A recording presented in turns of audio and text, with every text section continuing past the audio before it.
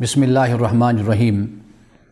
حضرت ابو ہریرہ رضی اللہ تعالی عنہ روایت کرتے ہیں کہ رسول اللہ صلی اللہ علیہ وسلم سے پوچھا گیا کہ کون سی چیز ہے جو انسان کو جنت میں لے کر جاتی ہے اور کون سی چیز ہے جو انسان کو جہنم میں لے کر جاتی ہے۔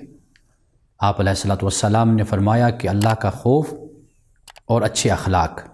آپ نے فرمایا کہ یہ دو چیزیں ہیں جو انسان کو جنت میں لے کر جائیں گی، اور فرمایا کہ زبان اور شرمگاہ یہ انسان کو جہنم میں لے کر جائیں گے۔ یعنی زبان سے انسان ایسی باتیں نکالتا ہے جو اللہ تعالیٰ کو پسند نہیں ہوتی، اور اپنی شرمگاہ کی حفاظت نہ کرنے والے وہ بھی جہنم میں جائیں گے۔ یعنی جنت میں لے کر جانے والی دو چیزیں اللہ کا خوف اور دوسری چیز اچھے اخلاق، یعنی اللہ کے بندوں کے ساتھ اخلاق اور محبت کے ساتھ احترام سے پیش آنے والے لوگ بھی جنت میں جائیں گے۔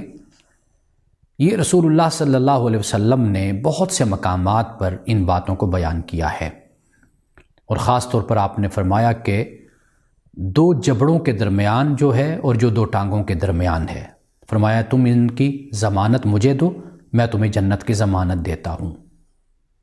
تو یہ دو چیزیں ایسی ہیں کہ اگر ہم اختیار کر لیں تو ہم جنت کے حقدار بن جائیں گے، اور دو چیزیں ایسی ہیں کہ اگر ہم ان کو چھوڑ دیں تو اللہ تعالیٰ ہمیں جہنم سے محفوظ فرمائے گا۔